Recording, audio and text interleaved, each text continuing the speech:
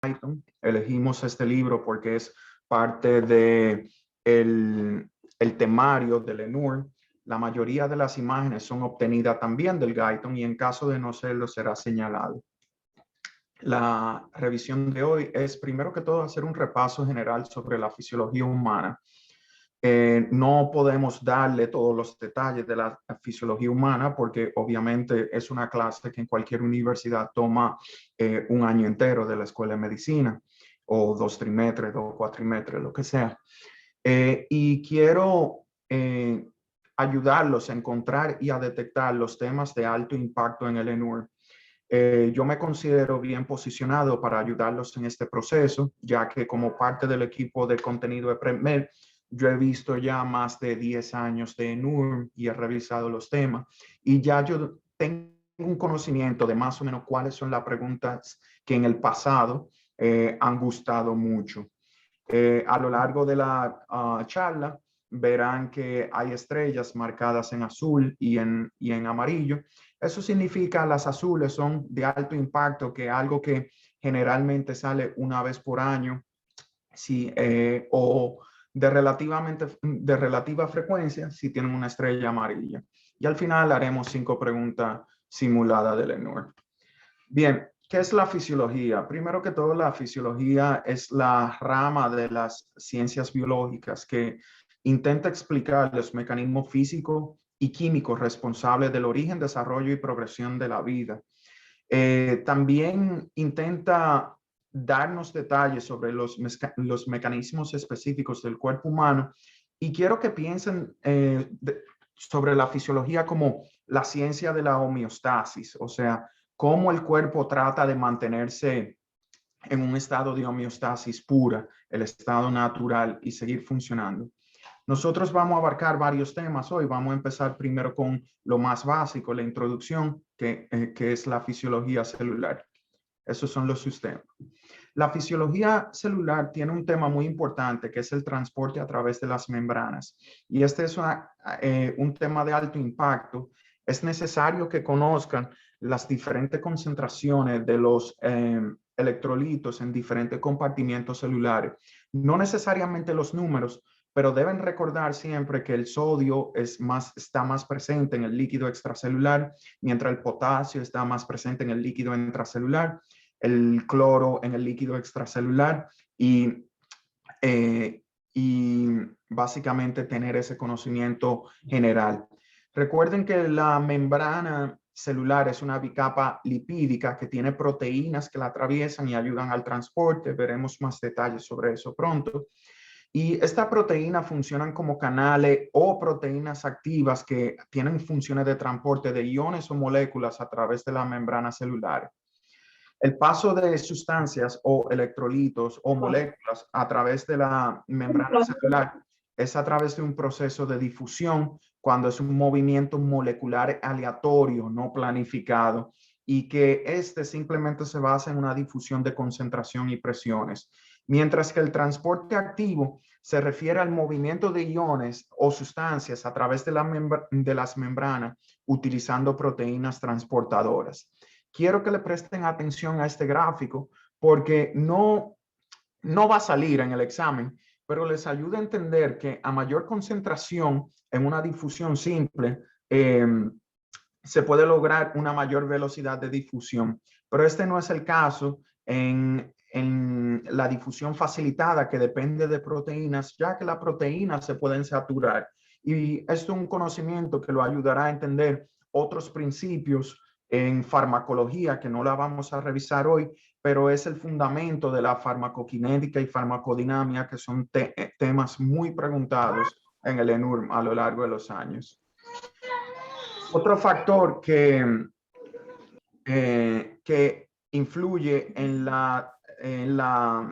el movimiento de moléculas a través de la membrana es la liposolubilidad.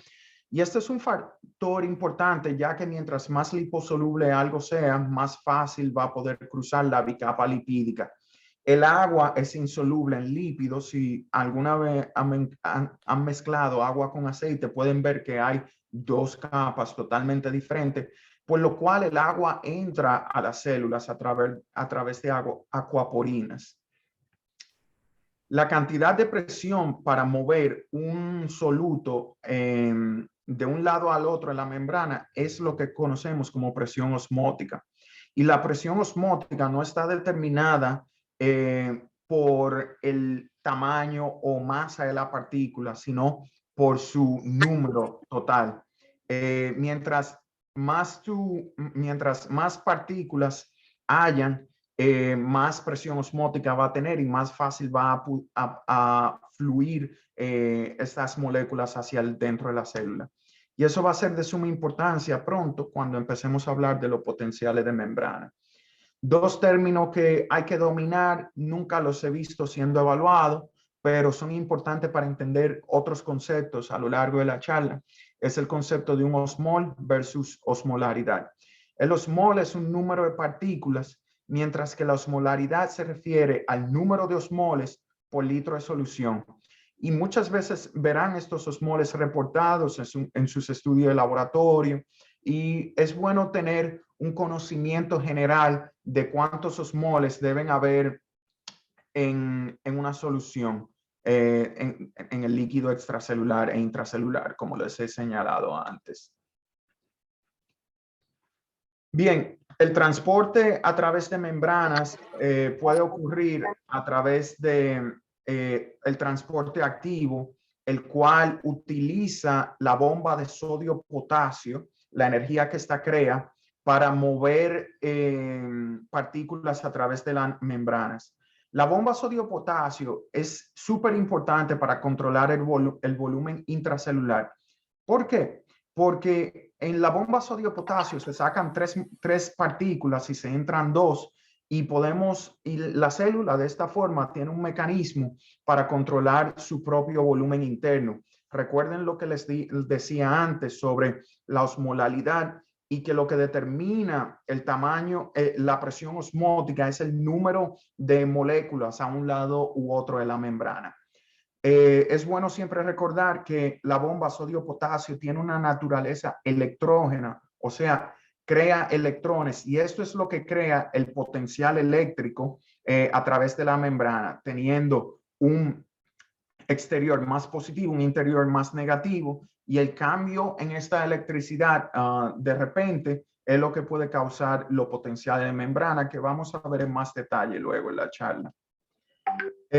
Otros electrolitos importantes es el calcio, el cual tiene una función en la membrana celular y en el retículo sarcoplásmico de las células musculares y mitocondriales, y el hidrógeno, que tiene una función importante en el estómago para crear el ácido clorhídrico que nos permite digerir los alimentos, o en los túbulos renales y conductos colectores corticales.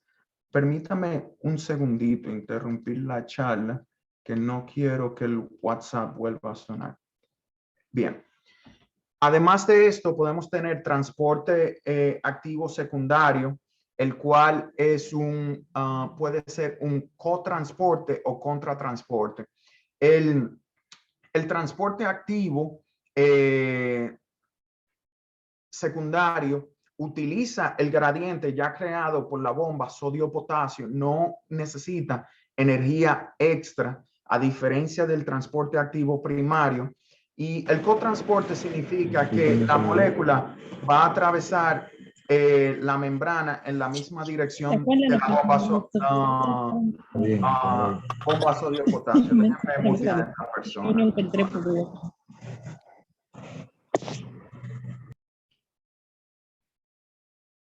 Bien. Mientras que el contratransporte va en contra de la bomba sodio-potasio.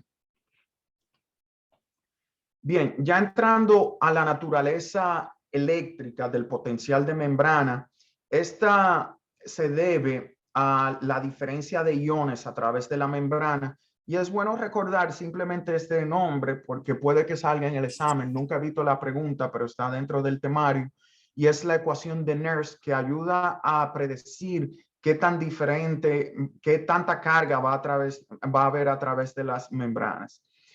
Las señales nerviosas en el cuerpo humano se transmiten mediante potenciales de acción, que son cambios rápidos, como le mencioné, en el potencial de membrana, que se debe a su vez a cambios rápidos en las concentraciones intracelulares y extracelulares de los diferentes electrolitos por apertura de los canales iónicos que ya le había mencionado.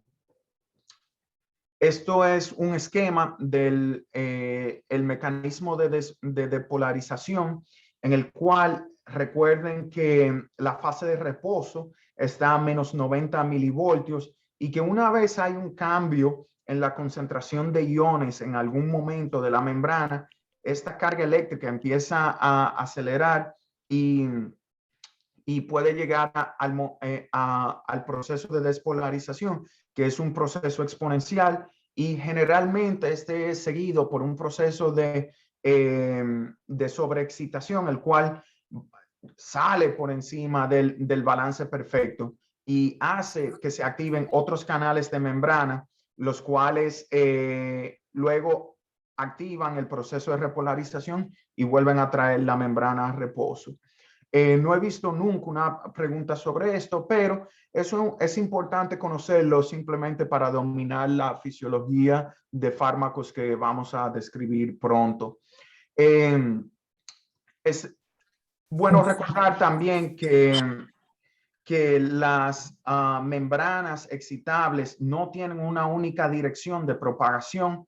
La propagación ocurre hacia ambos lados del potencial de membrana, pero les explicaré cuando lleguemos al sistema nervioso cómo el sistema nervioso puede contrarrestar esta desventaja eléctrica y que si las condiciones adecuadas ocurren para la despolarización, es bueno recordar que este es un proceso del todo o nada, en el cual la célula o se despolariza o no se despolariza. No hay intermedios. Como les mencionaba, cómo el sistema nervioso compensa para que la despolarización no se devuelva hacia una parte que no tiene que ir. Entiéndase, si tenemos una neurona receptora, ¿cómo hacemos que otra neurona receptora no se activen dentro de esa área simplemente por propagación hacia atrás? Déjeme ya, le hice mute a todo el mundo.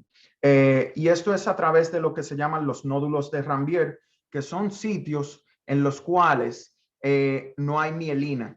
La mielina es una sustancia que seguro ya lo han revisado en su tema de histología, en base a lípidos que cubren la neurona y funciona como un aislante. Entonces, el potencial de acción salta de un nódulo de Ranvier hacia otro, y esto le da cierta dirección hacia dónde puede ir el potencial de membrana. Es bueno recordar que los axones mielinizados, debido a que se están haciendo saltos de un nódulo de Ranvier al otro, son axones más rápidos que aquellos que no son mielinizados. Otras preguntas que le pueden salir sobre este tema en el ENURM es cuáles son las células que se encargan de la mielinización. En el sistema nervioso periférico son las células de Schwann, mientras que en el sistema nervioso central son los oligodendrocitos. Y sobre los oligodendrocitos creo que vi una pregunta en algún ENURM en el pasado. Ya habiendo visto cómo funciona la despolarización, vamos a hablar lo que pasa en una neurona motora cuando llega una despolarización, que es la contracción del músculo esquelético. El músculo esquelético está compuesto de miofibrillas, las cuales crean las fibras musculares, las cuales se juntan para formar los grandes cuerpos musculares. Cada miofibrilla está formada por 1500 filamentos de miosina y el doble de filamentos de actina. Recuerden que los filamentos de miosina, y vamos a ver una gráfica pronto sobre esto, se encuentran en el centro, mientras a los lados hay dos filamentos de actina y estos interactúan con una parte celular que funciona como una bisagra. Estos son llamados los puentes cruzados, los cuales se originan, como les señalé, en los filamentos de miosina, y la interacción de estos con los filamentos de actina produce la contracción. Todos los filamentos de una unidad muscular están unidos en lo que se llama el disco Z. Una mnemotecnia que me ayuda a recordar esto es la palabra discoteca, porque es donde todos se reúnen y todos se juntan y se contraen juntos. El sarcómero es la porción de la miofibrilla que está entre dos discos Z. Y las moléculas filamentosas de titina mantienen en su lugar los filamentos de miosina y actina.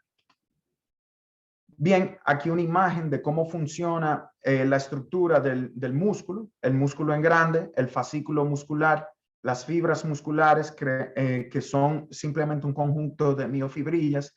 Y aquí podemos ver las bandas A, las bandas I y los discos Z, y cómo estas bandas A y bandas I simplemente son una molécula de miosina con 2 de actina que tienen los puentes cruzados que se enganchan y van moviendo a las células más cerca y crean la contracción muscular. Aquí en más detalle, cómo ven a estas bisagras que en teoría se mueven aquí, se mueven más hacia los extremos. Y aquí pueden ver la molécula de titina que le da la estructura al fascículo muscular. Ven cómo hace de ancla para la miosina, que a su vez interactúa con la actina, y cómo la titina está unida al disco Z. Y recuerden que la definición de sarcómero, la unidad muscular, es el espacio entre dos discos Z. Recuerden que las fibras van a la discoteca a conocerse y a contraerse y moverse entre ellas para lograr la contracción muscular. Otra imagen para que el concepto se les engrave en su memoria, y es que estas bisagras se mueven una vez se activa la ATPasa en la miosina y se mueven de un punto activo hacia otro. Y esto hace que se jale el filamento de actina y se acorte el espacio entre los sarcómeros. Es bueno recordar que hay 2 tipos de contracciones: la isotónica, en la cual se cambia la distancia, pero no se cambia la tonicidad, y la isométrica, en la cual la contracción no cambia la distancia de la sarcómera, sin embargo, sí cambia el tono del músculo. Hay 2 tipos de fibra musculares. Es bueno conocer las diferencias porque puede ser una pregunta evaluada. Estas son las fibras tipo 1 o lentas, que son más pequeñas que las rápidas. Están inervadas por célula más pequeña y sus números son más elevados. Una característica importante de las fibras lentas es que pueden hacer contracciones a más largo tiempo y que requieren menos energía comparada con las fibras rápidas. Esto es importante porque le permite a los sitios corporales que utilizan las fibras lentas tener contracciones sostenidas, y veremos el por qué eso es importante cuando lleguemos a la parte gastrointestinal. La sinapsis neuronal es importante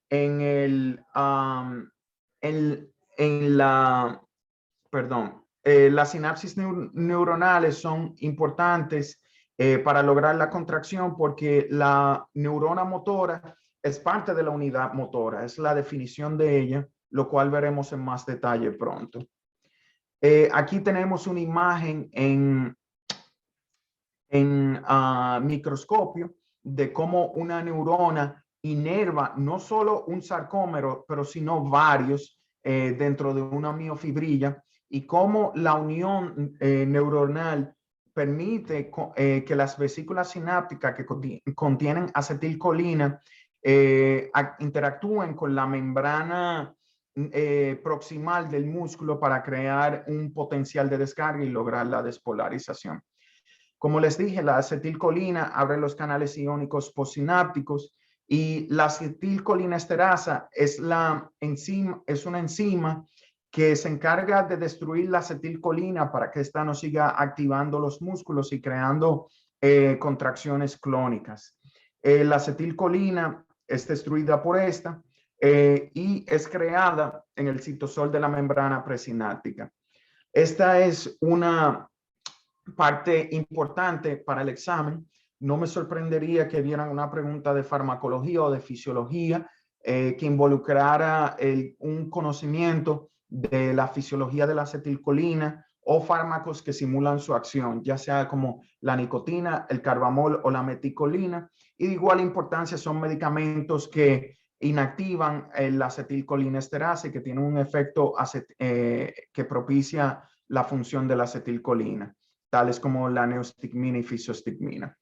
El músculo liso, como les dije, es diferente al músculo esquelético, puede venir en dos sabores diferentes, músculo liso multiunitario y músculo liso unitario.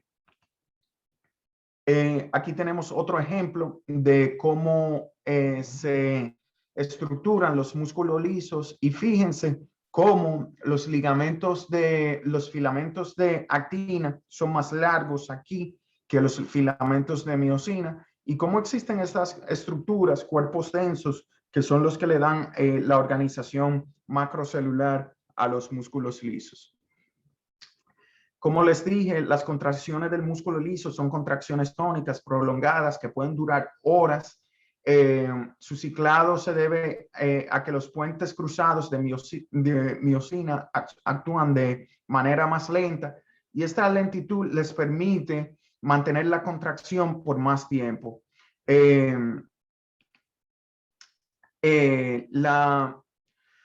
La lentitud del inicio de contracción y relajación del músculo liso es lo que le permite llevar a cabo funciones en el cuerpo como son las peristalsis y la contracción de los bronquios alveolares.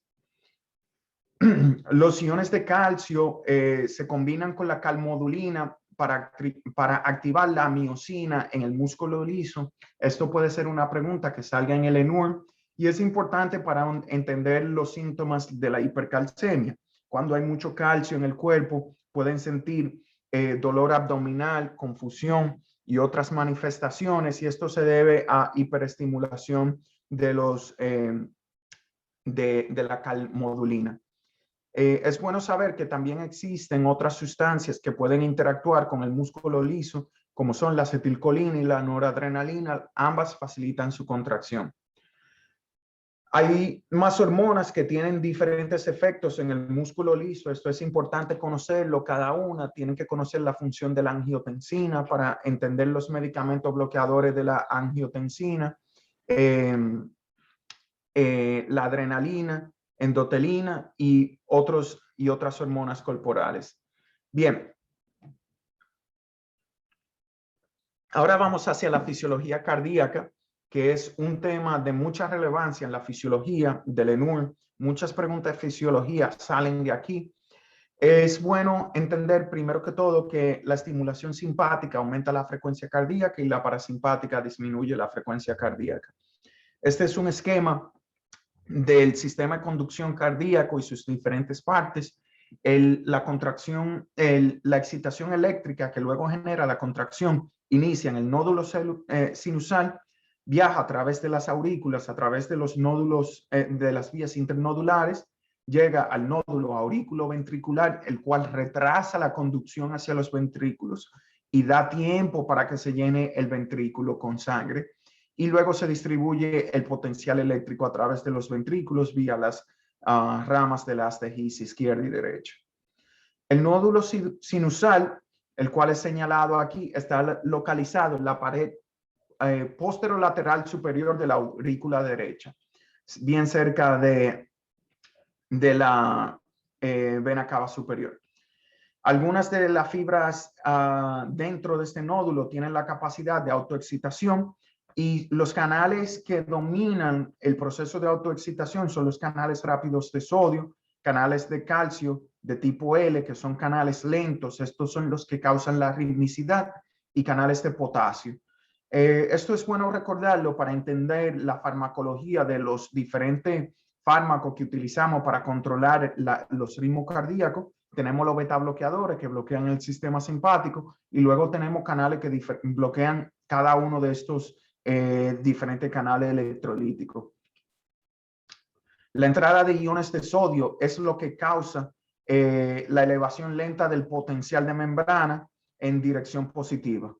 Cuando el potencial de membrana alcanza los 40 milivoltios, los canales de calcio lentos se activan y producen un potencial de acción prolongado.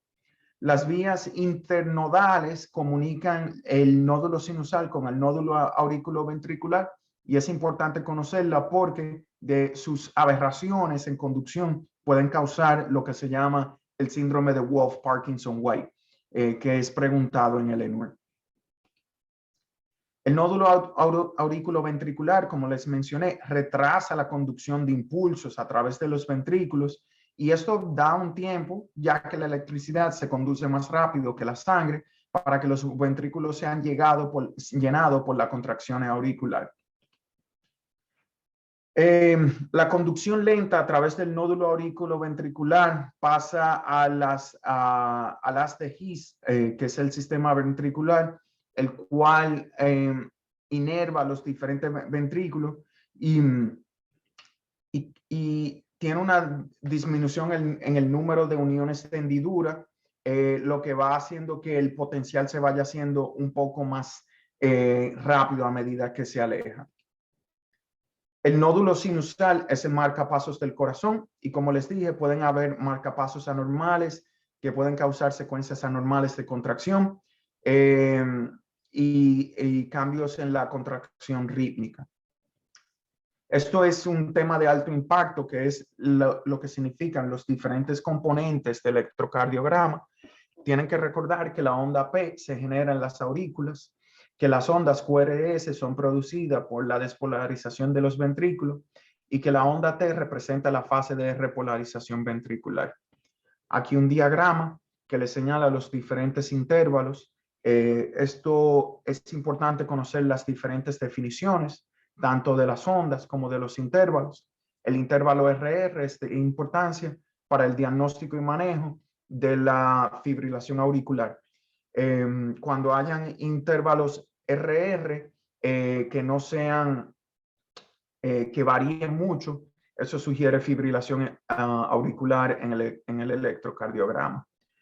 Este gráfico no les va a salir en el examen, pero comprenderlo los ayuda a entender la fisiología cardíaca, y lo que este gráfico intenta señalar es la relación de el llenado ventricular en base a su presión con el trabajo eléctrico del corazón y las diferentes fases de contracción del corazón, sístole y diástole, los diferentes ruidos y el estado de llenado de cada ventrículo o aurícula en ese momento.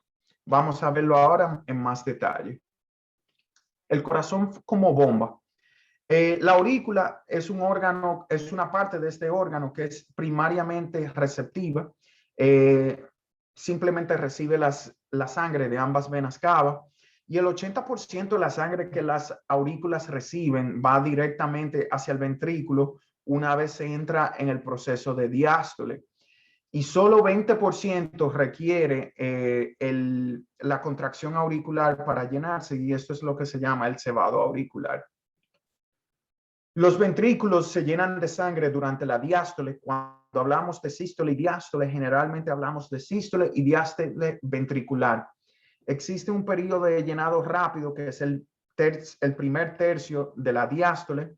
Existe luego un tercio medio en el cual el flujo es casi neutro, pero todavía cruza un poco de sangre hacia el ventrículo. Y el último tercio de la diástole es cuando la aurícula se contraen y hacen la función de cebo del ventrículo. Luego de que acaba la diástole, que hablábamos de esta parte aquí del llenado ventricular, empieza a ocurrir la contracción isovolumétrica. ¿Qué quiere decir esto? El ventrículo se está contrayendo con un mismo volumen de sangre al finalizar la diástole, y hasta que no llegue a la presión de 80 milímetros de mercurio, no puede vencer a la resistencia que tienen la válvula aórtica y pulmonar. Cuando llega este momento, ya puede relajarse y botar la sangre fuera del corazón. Y esto es conocido como el periodo de eyección, en el cual, como ustedes pueden ver, la primera parte señala que es un proceso activo, mientras la segunda parte ya es un proceso en el cual va disminuyendo la contracción del ventrículo en sí.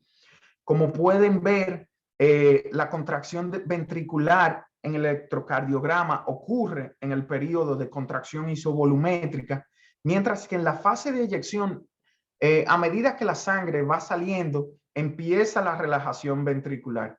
Y como pueden ver aquí, se señalan los ruidos cardíacos. El primer ruido cardíaco, que es secundario a el cierre de las válvulas mitral y tricuspidia, y el segundo ruido cardíaco que se debe al cierre de las válvulas aórtico y pulmonar. Luego de la fase de eyección viene la fase de relajación isovolumétrica, en la cual el ventrículo se está relajando sin cambiar el volumen que contiene antes de iniciar el proceso de apertura de las válvulas aurículo-ventriculares y que dé inicio en sí a la diástole. En fin, es bueno recordar estas definiciones. Hay un volumen telediastólico, que es el volumen de los ventrículos llenos al final de la diálisis, de la diástole. Un volumen sistólico, que es el volumen de sangre que sale de los ventrículos, y el volumen telesistólico, que es el volumen de sangre restante luego de que sale la sangre del volumen sistólico durante la fase de eyección. Como pueden ver, diferentes partes del ciclo cardíaco tienen diferentes importancias, y como le dije, esta gráfica por sí no se las van a preguntar. Sin embargo, la pregunta les va a salir, y esto es una gráfica de PrepMed, en la cual se les resumen los diferentes ruidos cardíacos. Las diapositivas, yo se las facilité ya a la doctora Calderón, van a tener acceso a esto, y obviamente aquellos de ustedes que utilicen la plataforma van a encontrarse frecuentemente con esta tabla. Pueden tomarle screenshot si desean también. La hemodinamia, no he visto muchas preguntas sobre ello, pero es siempre bueno recordar el mecanismo de Frank Starling, que es uno de los principios fisiológicos fundamentales de los diferentes músculos del cuerpo, en el cual se propone que los músculos tienen una longitud ideal en la cual pueden generar la mayor fuerza de contracción. Y Frank Starling simplemente fue un fisiólogo del siglo pasado que determinó cuál es el punto óptimo de los ventrículos y de los músculos esqueléticos del cuerpo. Bien, ya vamos a nuestro tercer tema, perdón, que son los líquidos corporales. De este tema, les gusta siempre preguntar cuál es la composición de los diferentes líquidos corporales.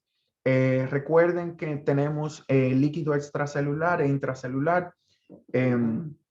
La mayoría del líquido en el cuerpo es intracelular, 2/3.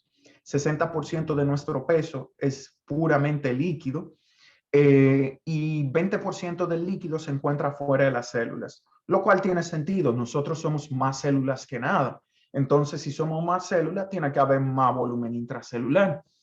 De este 20%, 7% es volumen sanguíneo, el otro 13% es líquido intersticial, o sea, edema y esos fluidos que se encuentran entre los diferentes tejidos.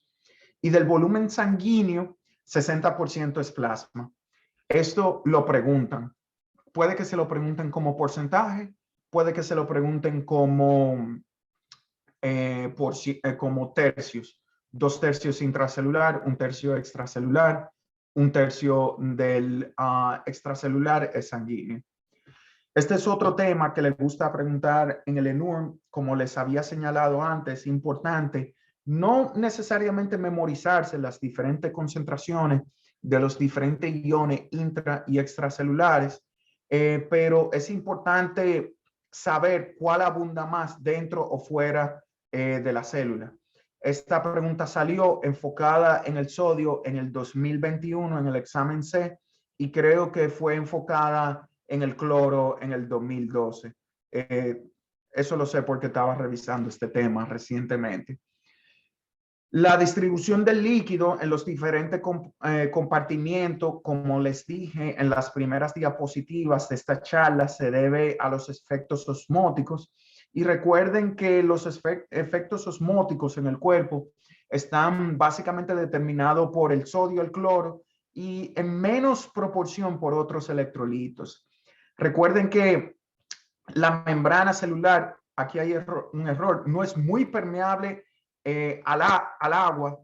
El agua atraviesa de acuaporinas y es impermeable a iones. Recuerden que las membranas celulares tienen lipofilia,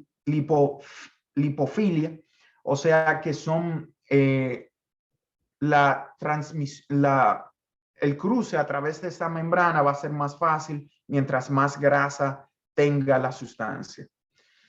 Otra vez, el concepto que le mencionaba antes de la osmolalidad, que son los osmoles por kilogramos agua y los osmoles por litro son la osmolaridad. Es básicamente lo mismo a nivel químico. Un litro de agua equivale a 1 kilogramo de agua, pero no sé si le tiren alguna curvita en el examen buscando la definición de osmolalidad versus osmolaridad. Solo recuerden que la R tiene 1 litro y la osmolalidad no tengo ninguna mnemotecnia para ello. De vez en cuando aparecen preguntas sobre qué es un líquido isotónico, hipotónico, hipertónico. Recuerden que la tonicidad se refiere al cambio en el volumen celular y que estos cambios en los volúmenes celulares van a depender de la cantidad de partículas, no del tamaño de la partícula. Una molécula de glucosa cambia el tamaño celular en la misma proporción que una molécula de sodio. Eso es lo que da apertura a la fisiopatología de la hipernatremia, hiponatremia, etc. Recuerden que los términos hiperosmótico, hiposmótico o isosmótico se refieren a la osmolaridad en el líquido extracelular normal y que la osmolaridad es la concentración de diferentes partículas por litros de agua. Bien, ya hablamos de dónde están los diferentes volúmenes. Vamos ahora a entender cómo el cuerpo humano los procesa. El riñón es el órgano encargado de formar la orina. Si usted no sabía eso a este nivel, no está listo para el examen definitivamente. Y la formación de orina se debe a un proceso de filtración glomerular, reabsorción tubular y secreción tubular. No es necesario memorizar esta ecuación, pero es bueno entenderla, ya que nos permitirá un mejor entendimiento de cómo funcionan los diuréticos en la revisión de farmacología. Antes que nada, revisemos la estructura histológica del riñón. Recuerden que existe primero que todo el glomérulo, que es simplemente un enredo de vasos capilares donde la sangre entra por un lado y sale de otro. Y en ese enredo de vasos capilares, ellos están cubiertos por una capa, la cápsula de Bowman, que ofrece cero resistencia casi al paso de sustancia. A medida que pasa la sangre con la presión sanguínea, esa presión crea un gradiente osmótico que le permite a las diferentes partículas atravesar la cápsula de Bowman y ser excretado a través de la orina. Esta misma osmolaridad que se genera por las partículas estar ahí es lo que el riñón utiliza para crear los gradientes de difusión que afectarán las diferentes partes de absorción en los capilares peritubulares que luego llevan hacia la vena renal. Un repaso verbal de lo que acabamos de decir, que el glomérulo es una red capilar, que el líquido filtrado a través de los capilares glomerulares pasa de la cápsula de Bowman y luego al túbulo proximal. eventualmente al asa de Henle, que se divide en dos, descendente, que es el segmento fino del asa de Henle, y el segmento grueso es el asa ascendente, y ahí es donde ocurre la mayor cantidad de intercambio electrolítico luego del túbulo contorneado proximal. Luego le sigue el túbulo contorneado distal y el sistema colector, que son importantes conocer su localización y su función para entender el eje renina-angiotensina-aldosterona. Bien, aquí les presento la fórmula del gradiente osmótico. No les van a preguntar esta fórmula de forma directa, pero es importante recordarla y reconocer cuáles son los diferentes factores que afectan el, el gradiente osmótico de una partícula a través de dos membranas biológicas. Primero que todo, tenemos el coeficiente de filtración. Como le dije, la cápsula de Bowman es un sistema de baja resistencia, y si ustedes lo vieran en el microscopio, verían que las células están muy separadas y que tienen canales grandes que permiten la difusión de partículas. Luego tenemos la presión hidrostática, que no es más que la misma presión arterial del sistema luego de que atraviesa la arteriola eferente. La presión coloidosmótica, que está definida por la cantidad de proteínas en la sangre. La presión hidrostática de la cápsula de Bowman, que le hace resistencia a la difusión.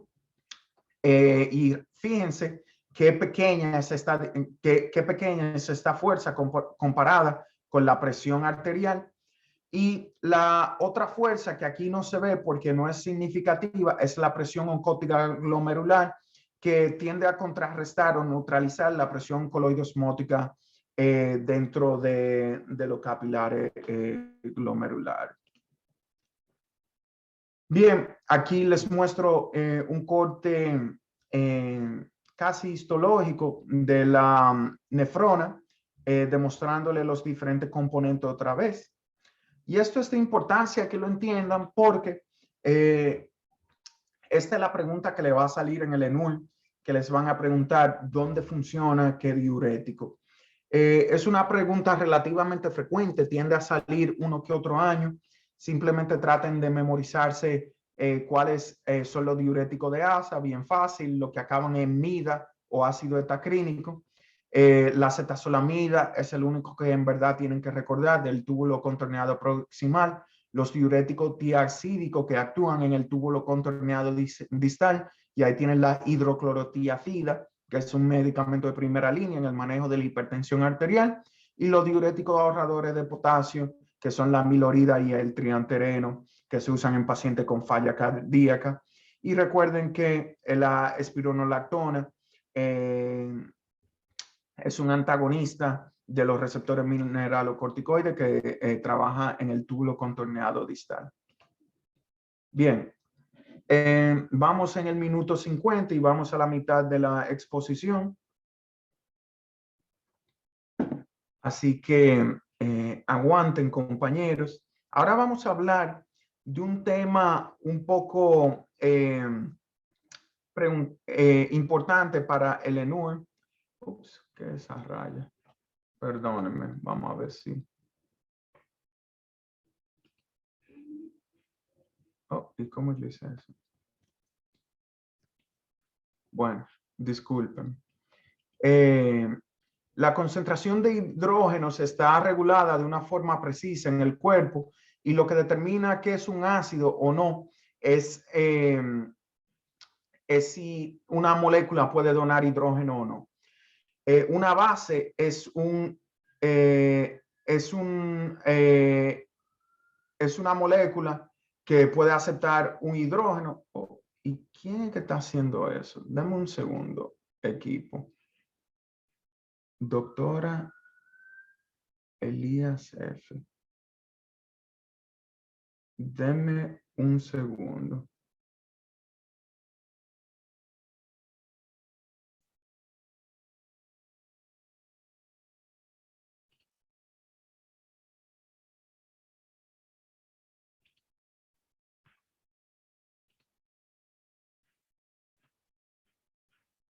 Vamos a sacarla.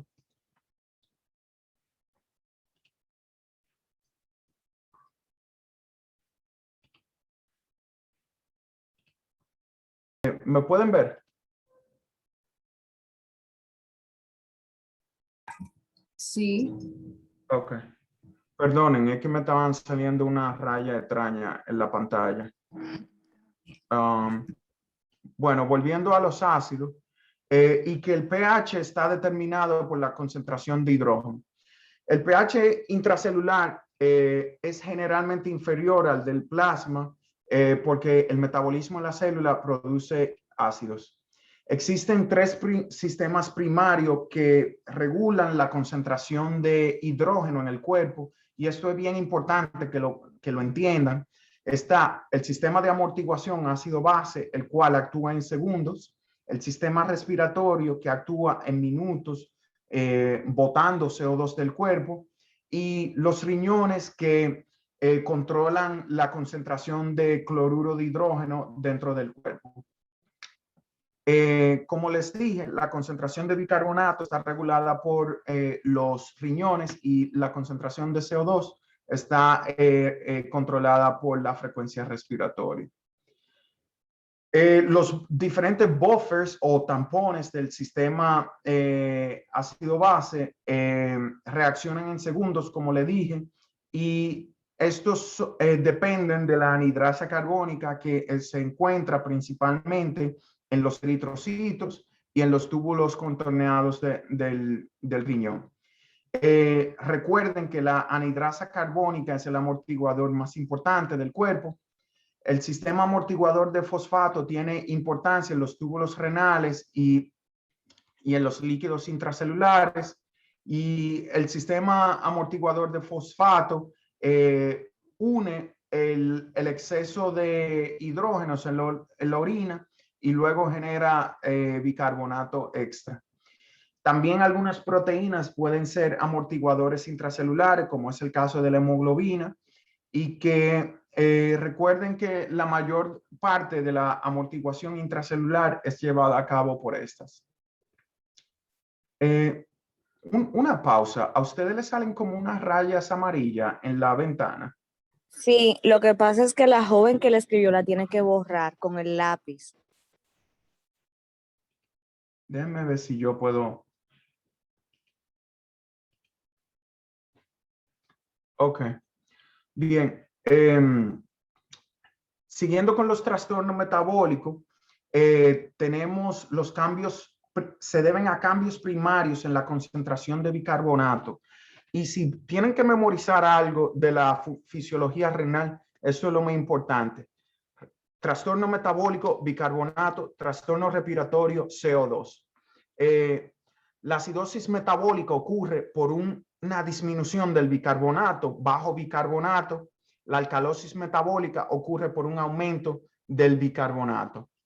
Los trastornos respiratorios se deben a, como les dije, cambio en la concentración de dióxido de carbono y que la acidosis respiratoria se debe a un aumento de la concentración de dióxido de carbono en la sangre, mientras que la alcalosis respiratoria se debe a una disminución del dióxido de carbono en la sangre. Los desequilibrios ácido-base es parte de mi especialidad como internista y médico intensivista. Hoy no nos da el tiempo de revisarlos en detalle, pero si en el futuro soy parte de alguna revisión con ustedes, podemos hacer un taller bien rápido. Bien, ¿cómo funcionan los líquidos, los trastornos hidroelectrolíticos?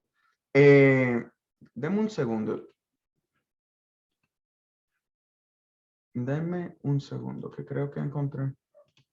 Ah, yo sabía.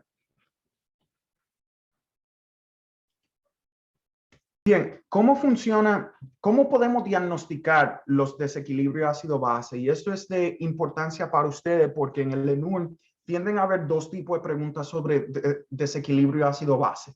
O le preguntan qué desequilibrio ácido-base tiene el paciente en base a la clínica, o se lo preguntan en base a una muestra de pH. tiende a aparecer una vez cada 2 o 3 años y tiende a ser la pregunta más difícil del examen porque es un tema complejo. Bien, si el pH es menos de 7.4, estamos enfrente de una acidosis y lo próximo que tienen que ver siempre, como les dije, es la concentración de bicarbonato. Si el bicarbonato está bajo, es un trastorno metabólico. Ya ustedes saben que una acidosis metabólica. No vamos a entrar en los mecanismos de compensación. Si hay un pH elevado, ya ustedes saben que hay una alcalosis, y si el bicarbonato está elevado, sabemos que es una alcalosis metabólica. Lo mismo es, viendo el pH otra vez, un pH menor de 7.4 con una retención de dióxido de carbono, sería una acidosis respiratoria. Y a la inversa, si tenemos un pH elevado con poco CO2, sería una alcalosis metabólica.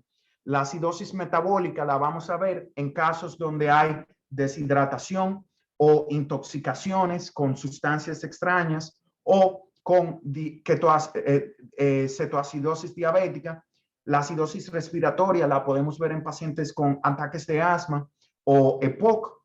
La alcalosis metabólica la podemos ver en pacientes que abusen de diuréticos o que estén vomitando mucho por pérdida de cloruro.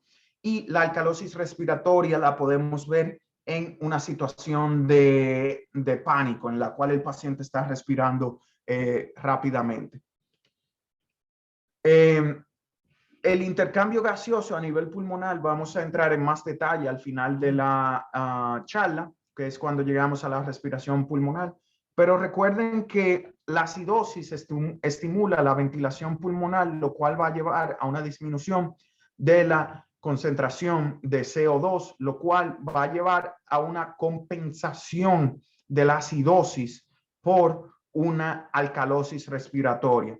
Recuerden que todo lo que les he dicho es el cuerpo humano tratando de compensar algún problema. Si hay un problema metabólico, la compensación es respiratoria.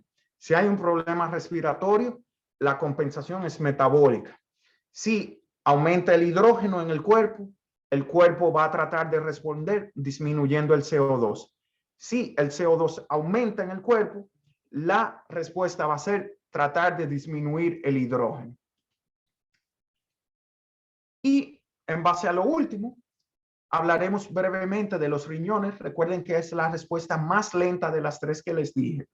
Los sistemas amortiguadores tardan segundos en trabajar. La respiración compensa el pH en cuestión de minutos. Recuerden que hay centros respiratorios en el bulbo raquídeo que se comunican con sus receptores carotídeos y que le dicen al cerebro cuánto CO2 hay en la sangre. Mientras más CO2 hay en el cuerpo, más se nubilan los pacientes, más difícil se nos hace pensar. En cambio, no hay receptores para hidrógeno en los cuerpos carotídeos o en ningún receptor neuronal. Esto es una compensación química a nivel de los riñones que empiezan a detectar hidrogeniones extra en el túbulo contorneado proximal y este hace una compensación osmótica a lo largo de los diferentes túbulos para excretar más hidrógeno. Cada vez que se excreta un ion hidrógeno o un hidrogenión, como quieran decirle, el cuerpo crea un ion bicarbonato. De esta manera, el riñón tiene una doble función en la cual bota hidrógeno y ahorra bicarbonato cuando se presenta con una acidosis metabólica o con una acidosis respiratoria. El proceso de generación de una alcalosis metabólica sería lo inverso. Esto es un diagrama de lo que le dije. Simplemente recuerden que el intercambio de protones ocurre en la membrana celular y que esta puede ser, es mediado por la anhidrasa carbónica o la bomba sodio-potasio ATPase. Bien, ya nos estamos acercando a nuestros últimos temas. Ahora vamos a hablar de la fisiología de la sangre. La sangre generalmente es preguntada, no necesariamente en fisiología, pero en una mezcla rara con patología e histología. ¿Qué hay que saber de los eritrocitos? De vez en cuando preguntan cuántos son los eritrocitos normales en un hemograma. Traten de recordar los valores estándares. No hay ningún punto de referencia para el ENUR, pero para los hombres es aceptable cualquier número que esté cerca de 5.2 millones, la mujer 4.7 millones. La hemoglobina normal en un hombre son más o menos 15 gramos, en una mujer 13 gramos, y que cada gramo de hemoglobina se puede combinar con 1.34 mililitros de oxígeno. Este es un tema súper importante, se me olvidó señalarlo. Pueden tirarle screenshot o tomar apunte. Le van a preguntar a alguien en algún ENUR en qué parte de la vida se producen los eritrocitos, en qué parte del cuerpo humano. Recuerden que en la vida embrionaria los eritrocitos son producidos en el saco vitelino. Luego del segundo trimestre de gestación es en el hígado, y que en el último trimestre de gestación es que la médula ósea se vuelve un órgano hematopoyético, y que en pacientes que tienen falla de médula ósea, el hígado y el vaso, debido a su función primitiva en la eritropoyesis, pueden servir como órganos encargados de la formación de eritrocitos. Le van a preguntar en uno que otro ENUR cuál es el sistema que estimula la formación de eritrocitos, y tienen que saber que la eritropoyetina, su formación es estimulada por la hipoxia, y que hay células específicas en el riñón que detectan la hipoxia y crean una señal para la formación de más eritrocitos, y que la eritropoyetina es producida en los riñones. Por eso a los pacientes que tienen falla renal se le dan inyecciones de eritropoyetina. Recordar que la hemoglobina es la molécula que transporta oxígeno. Desde un punto de vista fisiológico, no esperen muchas preguntas sobre ella. Lo que sí les van a preguntar es en patología. Deben memorizarse las diferentes hemoglobinopatías, que es una talasemia menor, que es una talasemia mayor. Todas se presentan con hipoxia transitoria, dolor o otras manifestaciones de retraso en el crecimiento. El plasma no es muy preguntado, es simplemente la parte de la sangre que no contiene células, 90% de agua, 7% de proteína, y el 3% restante son cosas que flotan en la sangre. Los leucocitos, el número normal va de 5.000 a 10.000 unidades en un hemograma. Le gusta mucho en la parte de histología preguntarle cuáles son los órganos linfáticos primarios y secundarios. Traten de revisar eso cuando hagan su revisión de histología. La médula ósea produce tanto granulocitos como monocitos, y los tejidos linfáticos, ya sean los nódulos linfáticos alrededor del cuerpo, producen simplemente linfocitos y células plasmáticas. Los leucocitos tienen funciones fagocíticas en el cuerpo o de la creación de anticuerpos que activan linfocitos sensibilizados que pueden crear destrucción celular.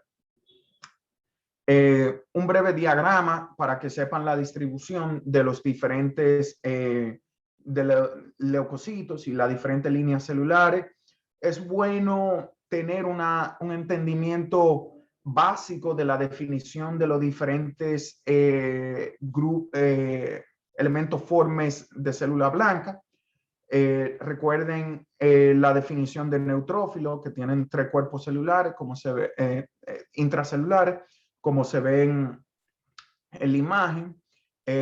Y recuerden que los basófilos tienen muchos gránulos, e igual los eosinófilos que tienen gránulos intracelulares.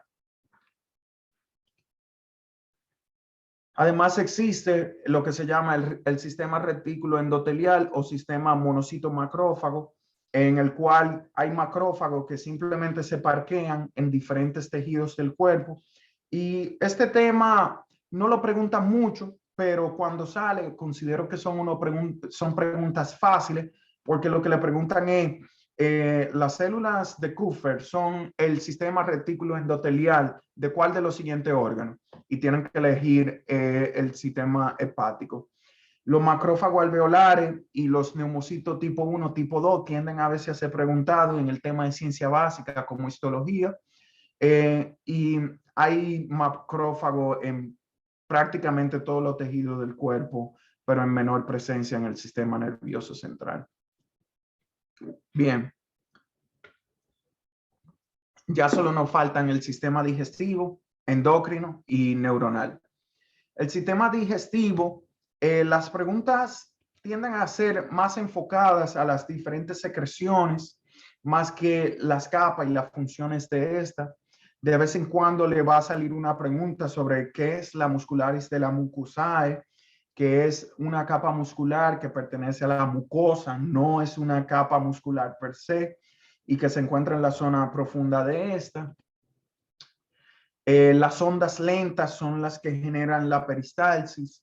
Esto creo que solo visto una pregunta sobre esto a lo largo de 10 años de ENUR, y que las ondas lentas son estimuladas por el sistema nervioso parasimpático. Hay dos plexos nerviosos que inervan el sistema gastrointestinal, que son el plexo mientérico de Auerbach, que está situado en las capas musculares y gobierna los movimientos gastrointestinales, y el plexo submucoso o de Meissner, que se encuentra en la submucosa y que gobierna la secreción de los diferentes glándulas y su flujo celular. Si se recuerdan de dónde están, van a recordar cuál es su función. Si está cerca del músculo, es el mientérico y gobierna los movimientos.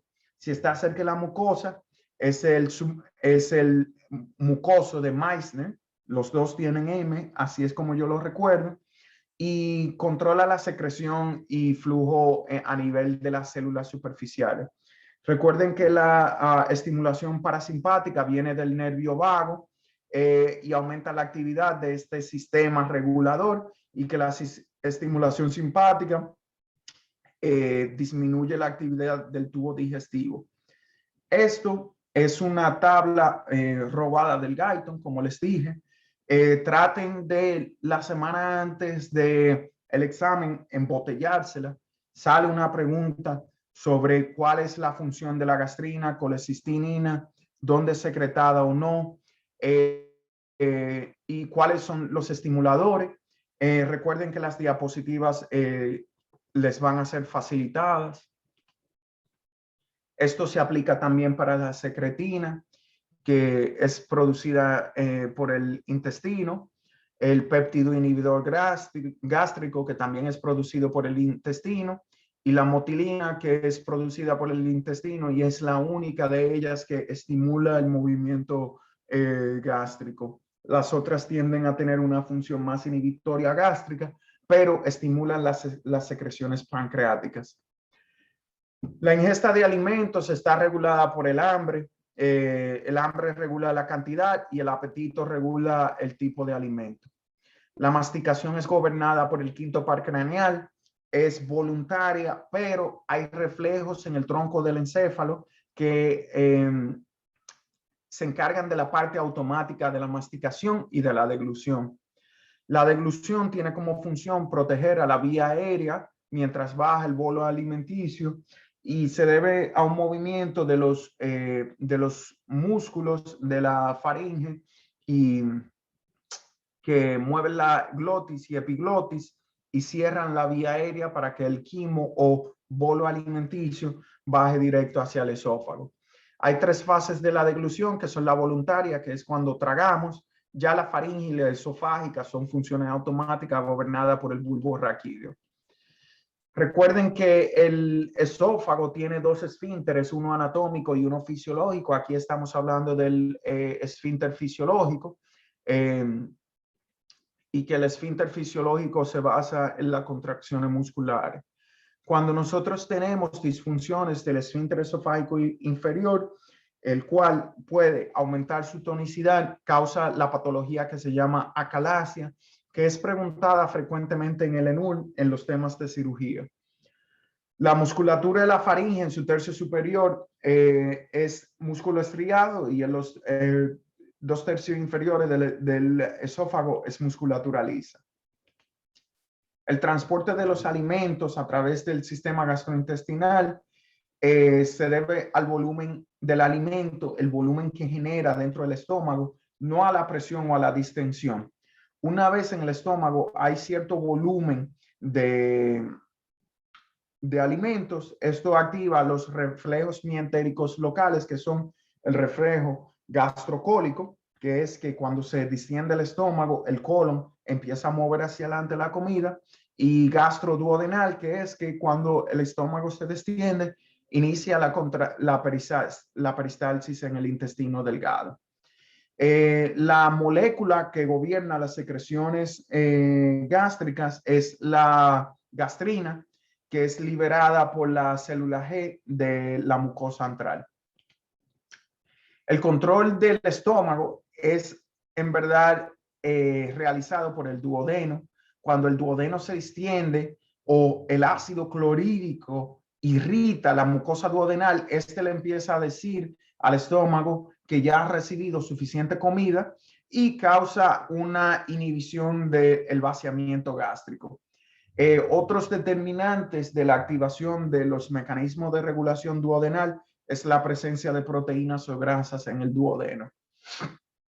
Como les mencionaba, hay diferentes reflejos que permiten el vaciamiento de las diferentes cavidades gastrointestinales, y uno de estos bien importante es el reflejo gastrocólico, el cual de manera vulgar, no sé si alguna vez se han fijado, los patos comen y hacen caca ahí mismo, es debido a que tienen un reflejo gastrocólico bien fuerte. Recuerden que la mayoría de los reflejos en el sistema gastrointestinal van a estar regulados, como le dije, por el volumen de la secreción, y número 2, por la acidez o el pH del contenido dentro del asa intestinal. Recuerden que los intestinos deben tener un pH generalmente alcalino para contrarrestar la acidez gástrica del contenido gástrico, y que una vez se pierde ese pH alcalino, se estimula la activación de los diferentes mecanismos reguladores intestinales.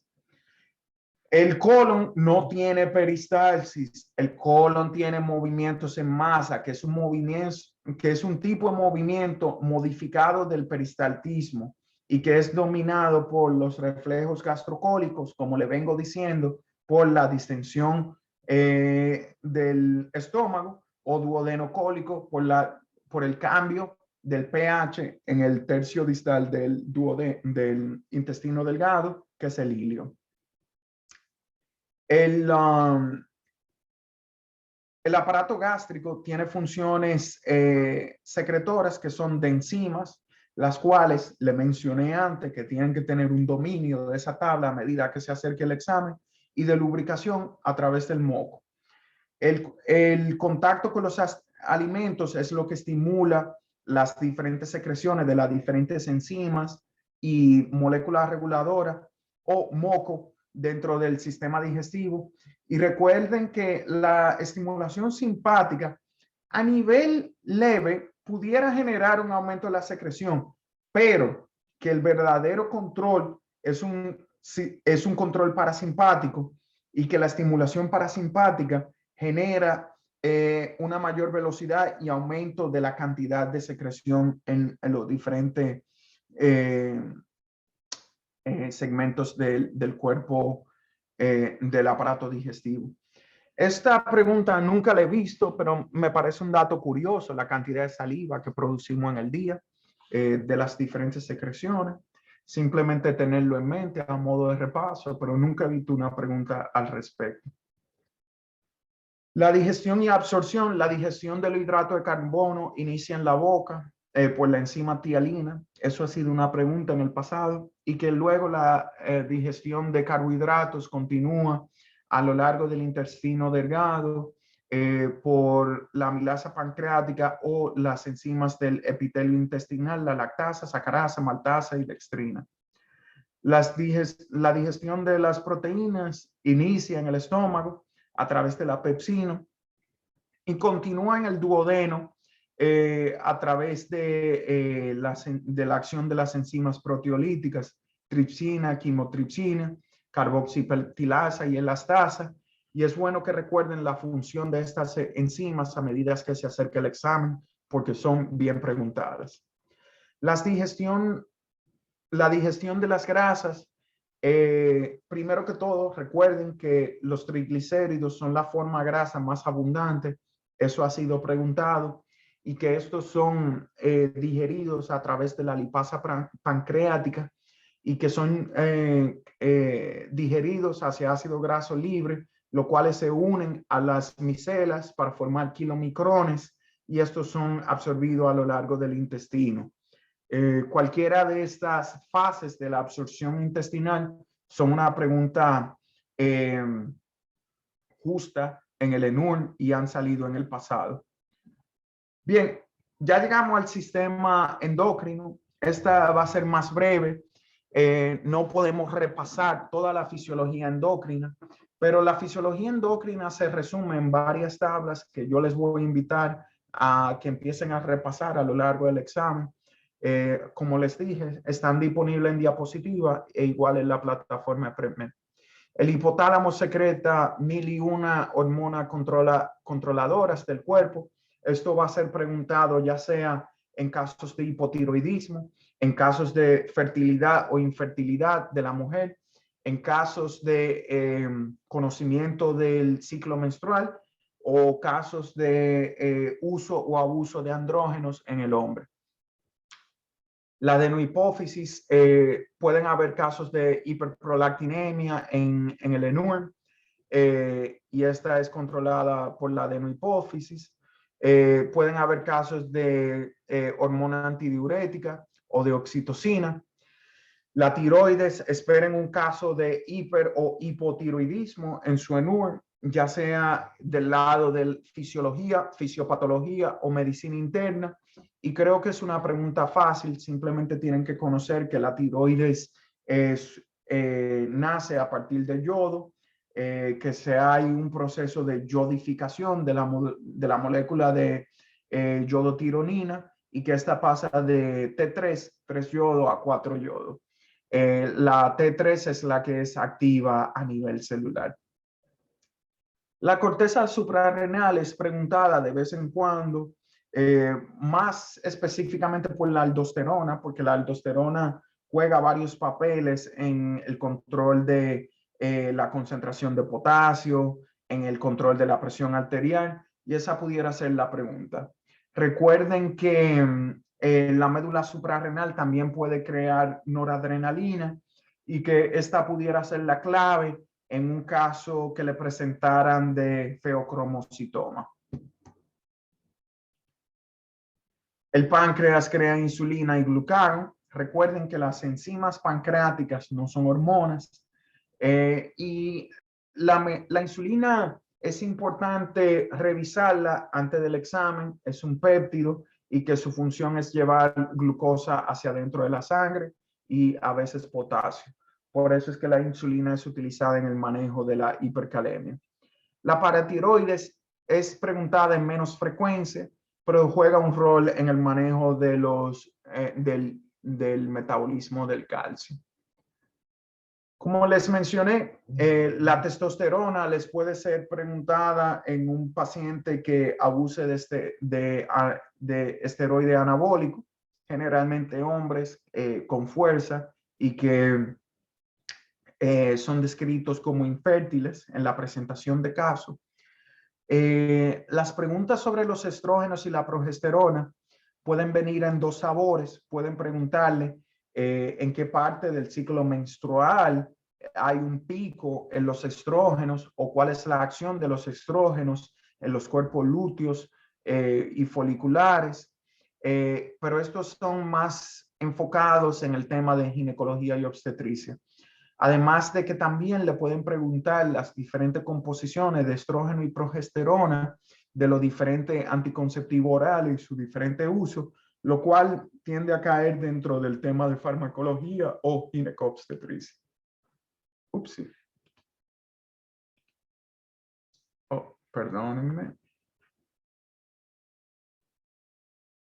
Bien, aquí solo un resumen de las diferentes química de las diferentes hormonas del cuerpo humano. No es muy relevante para el ENUR, pero es bueno saber que diferentes hormonas tienen diferentes orígenes. Bien, ya nos acercamos a nuestro penúltimo tema, mi tema favorito, la fisiología del aparato respiratorio. Recuerden que la respiración tiene dos objetivos. Primero, la ventilación del CO2 hacia afuera del cuerpo para mantener la homeostasis, y luego el transporte de oxígeno del exterior hacia el interior del cuerpo para utilizar ese oxígeno en los diferentes mecanismos celulares de generación de energía, dígase la bomba ATP. Recuerden que el proceso de inspiración es la parte activa de la respiración. La expiración es la parte pasiva de la respiración, a menos que haya una expiración forzada.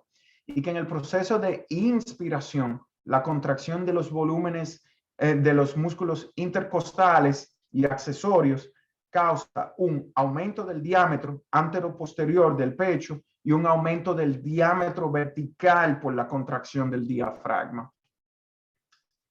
Los diferentes volúmenes pulmonales pueden ser preguntados en el ENUR. Se ha vuelto cada vez más popular en el ENUR preguntar esto. Recuerden que el volumen corriente son generalmente 500 cc y que es el volumen de una respiración normal sin esfuerzo. Cuando ustedes agregan los esfuerzos, es que ocurre el volumen de reserva inspiratoria, que es una inspiración forzada, y el volumen de reserva inspiratoria, que es cuando, que es lo que queda luego de una expiración forzada. Si ustedes juntan dos volúmenes, tienen una capacidad, y a continuación les presento la definición de las diferentes capacidades. La capacidad inspiratoria es el volumen corriente más el volumen de reserva inspiratoria. La capacidad residual funcional es el volumen de reserva más el volumen residual. El volumen residual no puede ser exhalado en los pulmones porque los pulmones no pueden ser exhalados hasta el colapso. La capacidad vital es el volumen de reserva más el volumen corriente. Y la capacidad pulmonar total son todos los volúmenes juntos. Nunca he visto que pregunten la cantidad de cada volumen, pero es bueno conocerlo si tienen tiempo de repasarlo. El volumen respiratorio por minuto es la cantidad total de aire que mueve el sistema respiratorio. Y este es un diagrama del proceso de difusión de oxígeno a través de la membrana respiratoria. El oxígeno entra del alvéolo a través de la membrana respiratoria hacia el capilar y se une a un eritrocito en la molécula de hemoglobina. Y este proceso es determinado por el grosor de la membrana, el área de superficie de la membrana, el coeficiente de difusión del gas y la presión diferencial de los gases. Esto es importante porque en la enfermedad pulmonar obstructiva crónica disminuye la superficie membrana por destrucción de los diferentes alvéolos. En las enfermedades fibróticas de los pulmones aumenta el grosor, por lo cual disminuye la transfusión de oxígeno a través de una membrana. Y el coeficiente de difusión de un gas generalmente no cambia, es una propiedad física. Y las diferencias de presiones parciales es importante en casos de cambio de altitud, lo cual no es muy frecuente en República Dominicana. Bien, ya llegamos a nuestro tema final, que es el sistema nervioso central. Del sistema nervioso central generalmente no hay muchas preguntas en el ENUE. Es bueno recordar que la neurona es la célula básica del sistema nervioso y que esta es ayudada o tiene células de soporte conocidas como la glía. Las neuronas funcionan a través de sinapsis, como mencionamos en la primera parte de la conversación, que generalmente tienen un sentido anterógrado, recuerden los nódulos de Rambier, y que pueden haber neuronas facilitadoras, aquellas que liberan neurotransmisores estimuladores, o neuronas inhibidoras que liberan neurotransmisores inhibidores, como son el glutamato. Podemos tener sinapsis químicas, que son la mayoría, o eléctricas, que solo la vemos, como hemos mencionado antes, en el músculo cardíaco y liso. Aquí dos esquemas comparando las diferentes uniones sinápticas. Fíjense que la unión química, que es la primera, en esta una vesícula sináptica libera un neurotransmisor que se une a un receptor de membrana en la membrana postsináptica, y esta facilita la entrada de iones, como vimos en la placa motora. Y que luego tenemos la sinapsis eléctrica, que en esta las dos neuronas están fusionadas y que hay hendiduras, que es a través de la cual pasa el voltaje de una neurona a otra, o de una neurona a la célula terminal.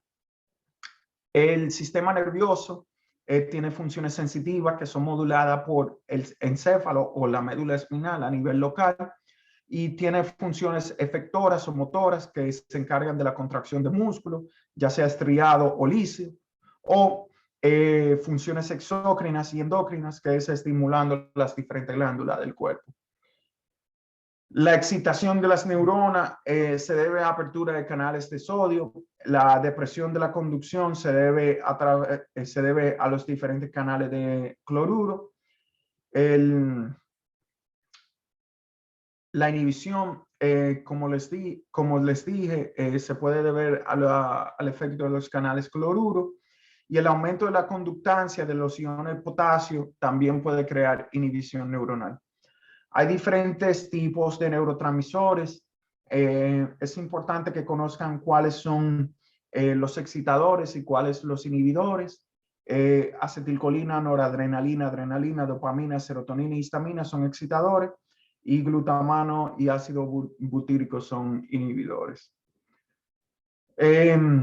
Ya vamos a las funciones específicas del sistema nervioso. Como les mencioné en el capítulo de músculo, hay motoneuronas que junto con el músculo crean la unidad motora.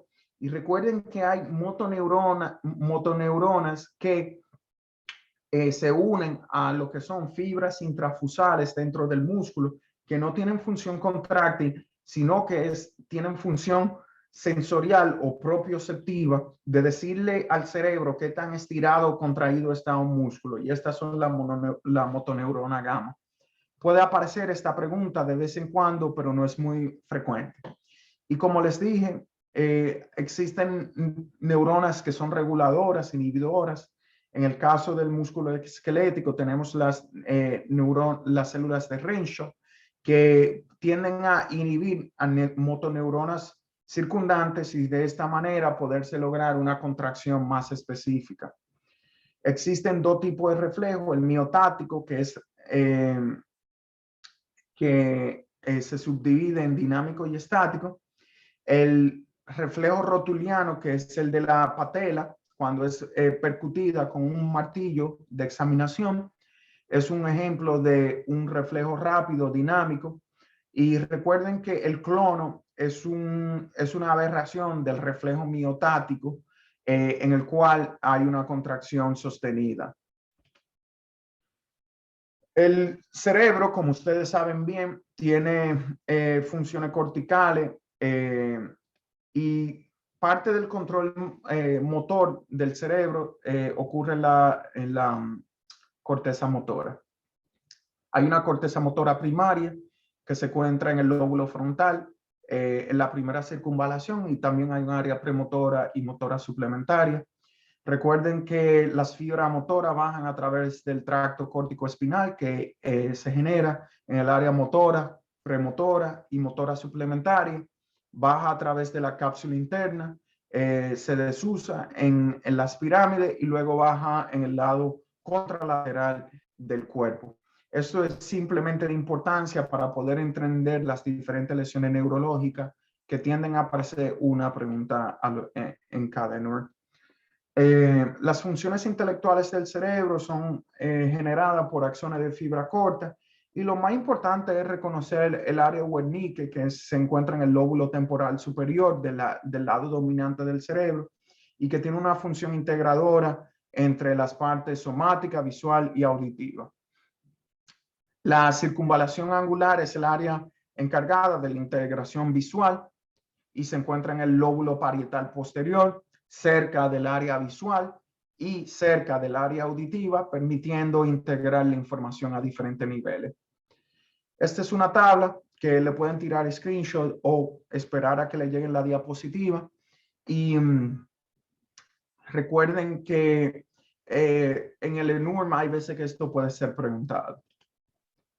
El sistema límbico está compuesto por diferentes áreas que regulan los procesos automáticos del cuerpo y que hay un área reticular ascendente que es la encargada de excitar el resto del cerebro para que éste se despierte.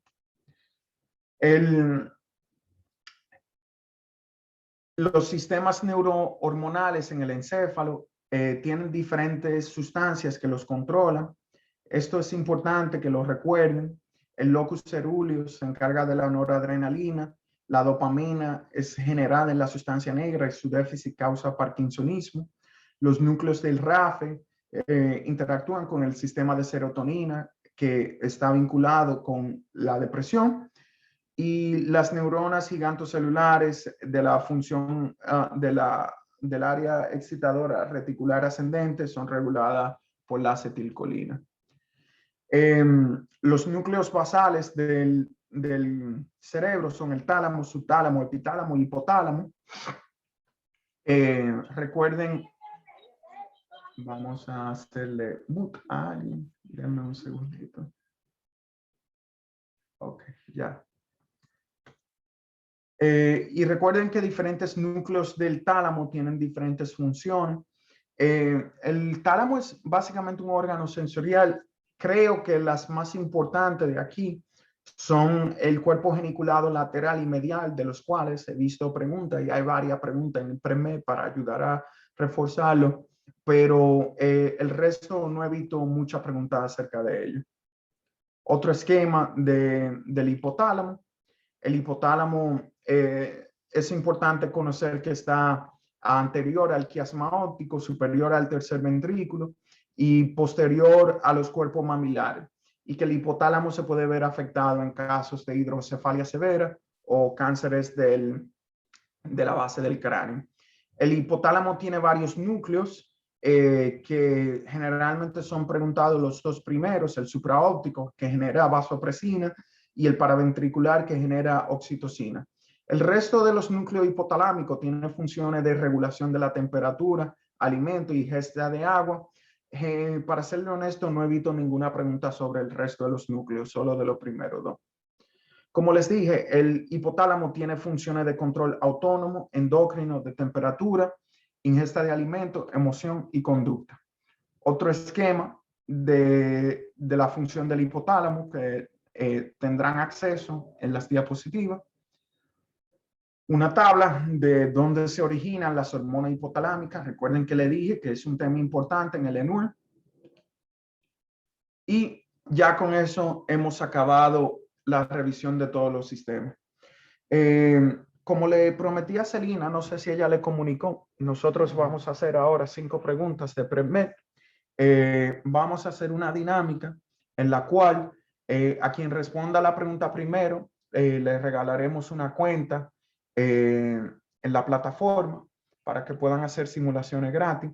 La dinámica va a consistir en que yo voy a poner una pregunta, quien escriba la respuesta en el chat primero, uno de mis colaboradores que se encuentra en el chat, su nombre es César, les va a escribir en privado para pedirle su correo y con su correo le brindaremos acceso a la plataforma. Si quieren aprender más sobre cómo funciona nuestro sistema, pueden visitar la página de Instagram, Facebook o nuestra página web. Denme un segundo mientras cambio de pantalla, ¿ok? Denme un segundito.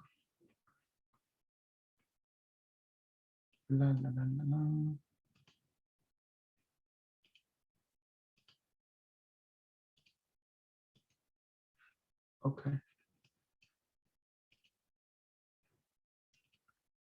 ¿Aún ven mi pantalla? Sí. Ok, so es fácil, es premedrd.com. Le presento un login. El mío ya está grabado porque simplemente yo siempre estoy entrando aquí. Si quieren seguirnos en Instagram, se